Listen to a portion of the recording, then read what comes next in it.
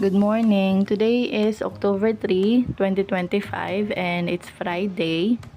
Nung mga panahon na to, meron na namang sama ng panahon, namumuong tropical depression and dahil doon maulan at kinancel yung klase. So si Nami, nung mga panahon na to, nandun pa siya sa taas, tulog pa.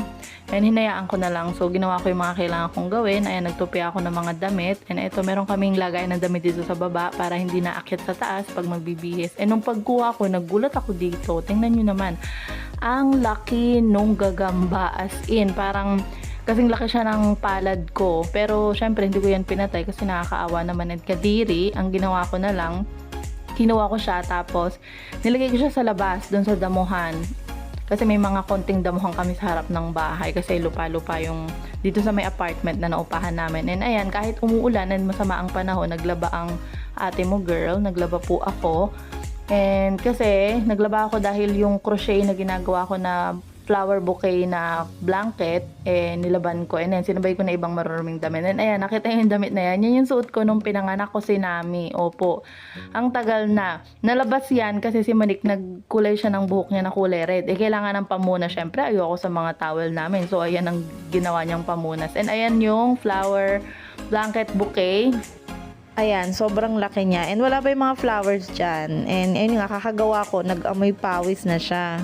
Kaya ayan, nilaban na. Then after kong magsampay, ayan, nagtupi na ako. Nagtuloy na akong magtupi ng mga damit namin. Sipag-sipagan ako dyan sa video. Pero aminin nyo, nakakatamad talagang magtupi ng damit.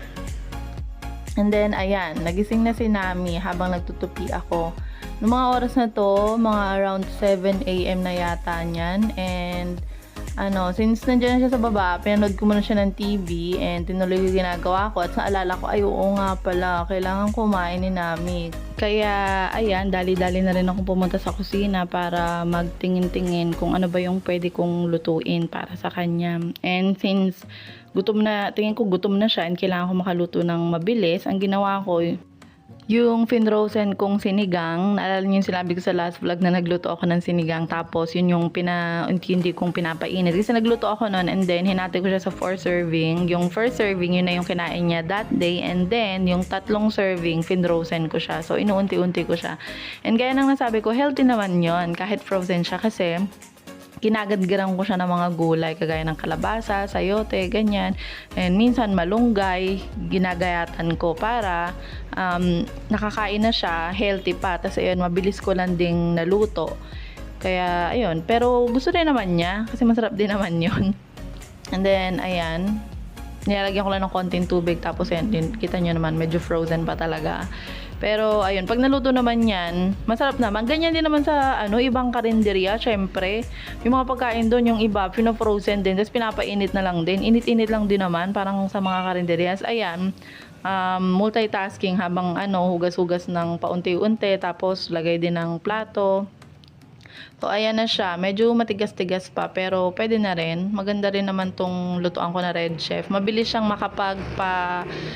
makapagpatunaw or basta yun, mabilis matunaw yung frozen pag niluluto sa kanya kasi maganda yung coating niya, ceramic coating.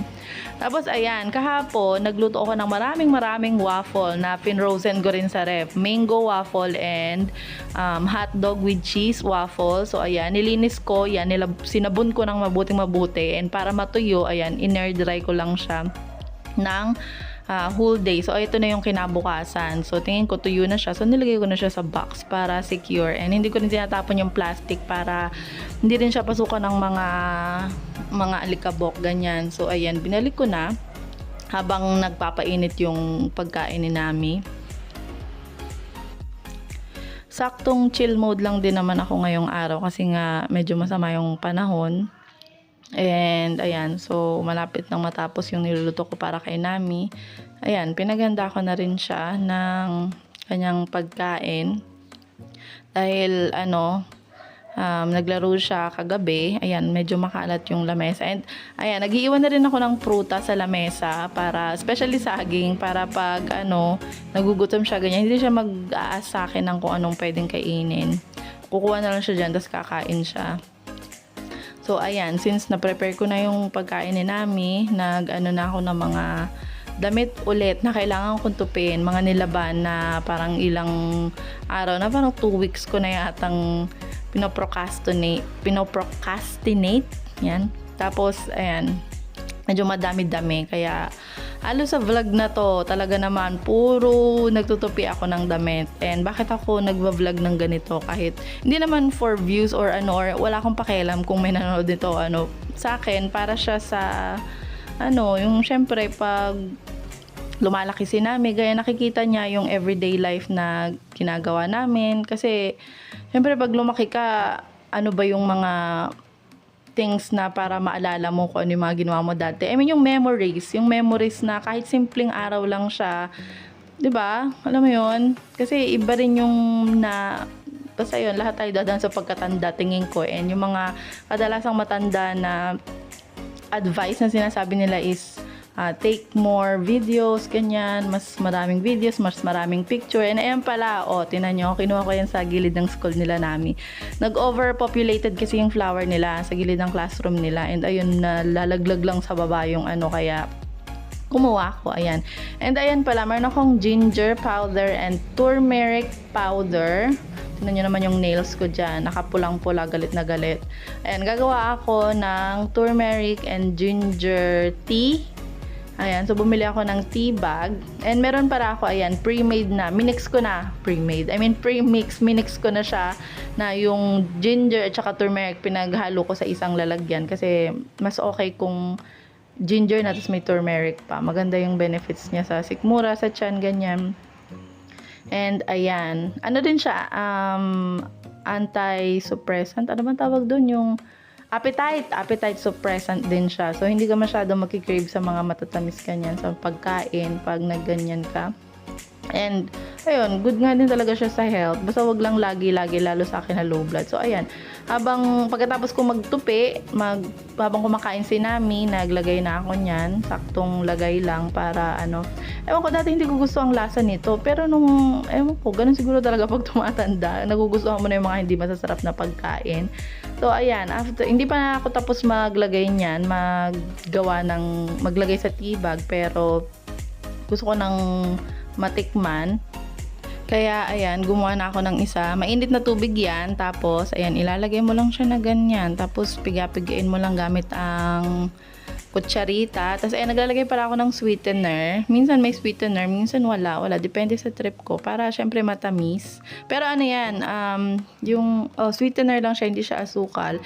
Pero, hindi ko naubos lahat. So, hindi ko na binuksan tong iba. Basta, inubos ko na lang yung nasa isang lalagyan. And then, eto, after kong mainom yon, and then matapos yung aking paglalagay sa tea bag, ayan, lalabas ako para bumili ng carrots. Ayan, lalabas ako. Iwanan ko muna si Nami habang kumakain siya at nanonood. Then, ayan, nagdala ko ng payong kasi nga umuulan. Opo. Hindi naman ganun kalakas yung ulan. Excuse me sa aking noo na napakalaki. Medyo ambon-ambon lang, ayan. So, naglalakad ako dyan para, vlog ako ng konti. Tapos, itong sasakyan na dumaan siya. Natalsikan ng bongga ang ate mo, girl. Natalsikan yung likod ko, opo. Kaya nabasa ako ng konti dyan. Tapos, inisip ko, God, oh my gosh, madumi yung tubig. Kasi minsan may mga pupo ng aso sa kalsada. Anyway, so, ayan na. Nakabila ako ng 2 carrots. And then, ayan, tokwa na i-frozen ko rin. So, ayan, kaya ako bumili para ilalagay ko sa giniling. Kumbaga, parang gagawa ko ng nuggets, ganun, o kaya meatballs. Ayan, nilagyan ko siya ng aking finrozen na sibuyas and finrozen din na bawang. Ayan, pinagsama ko kasi sa isang plastic. Pagkatapos niya, ginadgaran ko siya ng carrots. So, isang carrots lang ilalagay ko dyan para healthy naman ang anak ko. And, ayun, nasa gilid, kung makita nyo, lalagyan ko rin siya ng, anong pangalan nun? Ng broccoli. Tapos, ayan, habang nagpainit na pala ako ng tubig niyan, ayun sa gilid, nakita nyo, may nakasalang na tubig. Habang nagpapainit ako ng tubig, hiniwa ko na yung tokwa. Pero hinugasan ko na rin yan kasi parang medyo maasim-asim yung amoy niya. So, hinugasan ko na. Tapos, ayan, ginaganyan ko lang siya. Hiwain ko na siya ng maliliit, tapos ipa-frozen ko siya sa freezer. Ang sarap niya. Talagang iba yung texture niya pag frozen siya sa freezer. Pagkatapos, isasama mo siya sa lutuin. Parang nagiging texture siya ng chicken breast. Ganun. So, ayan yung waffle na ginawa ko pala kahapon. Mango flavor. And then, hot dog with cheese. So, meron siyang palaman na ganun. Tapos, ayan, inisprayan ko lang ng konting mantika. Ayan, gagawa kasi ako ng meatball. So, naisip ko parang okay siguro na ayan, ganyan imi-meatballs ko na lang na style. So, ayan, na para ano siya, ma-firm yung texture niya. Ang ginawa ko, ayan, nagpainit akong tubig, nilagyan ko ng konting mantika. Ewan ko ba't ko nilagyan ng mantika, hindi ko rin mag-get. Then, ayan, pinakuluan ko lang siya hanggang sa maluto. Kasi ifo-frozen ko din yan para pag may bigla ang kailangan kainin si Nami, magpiprito lang ako ng konti. Ganyan. Pero, sobrang tagal. Opo, mag-aano pa ako, magpapainit pa ng tubig. Tapos, ang tagal niya maluto doon. Nainip ang ate mo, girl. Kaya, ayan, ang ginawa ko. Buti meron akong ganyan, yung pang-coating breadcrumbs. So, ayan, yan na yung ginamit ko. I-shape ko na lang siya into balls, ganyan. Tapos, yun, kinote ko na lang siya. Tapos, hindi na ako nagluto. Ayan. Tapos, yung pinaglagaan ko, nilagyan ko na lang ng, ano ba tawag dyan? Noodles. Kasi napaso pa nga ako kasi ang init. Ayan na, yan lang yung ganyan kadami lang yung binoil ko na meatballs. Tinikman ko kung masarap ba. And then, nasarap pa naman ako, be. Kasi, meaty siya, pero healthy yan kasi nga may broccoli and merong carrots. And, ayan, nakita nyo naman, umuulan sa labas namin. So, ayan, ito na, yung giniling nuggets na ginawa ko, nilagay ko na sa ref. Tapos, ito yung nilaga ko na meatballs. And, ito yung dalawang tokwa. So, puno na naman ang aking ref. Kaya lang, tingnan nyo naman. Pag talaga gumagawa ako ng mga pre-made na pagkain sa ref, ganyan. Opo, ang dami. And also, flex ko lang, nagkulay ako ng aking nails. Diba kanina red yan? Hindi ko na na-vlog, ayan, pero ang ganda-ganda niya. Tapos, ayan, nung hapon, ayan, meron palang assignment si Nami. And yun lang, after nito hindi na ako nakapag-vlog kasi tinamad na ako. Basta nag-Netflix and chill na lang muna ako habang umuulan. And ayun, kumain lang kami ng hapunan, tapos natulog na. And yun lang. So, bye!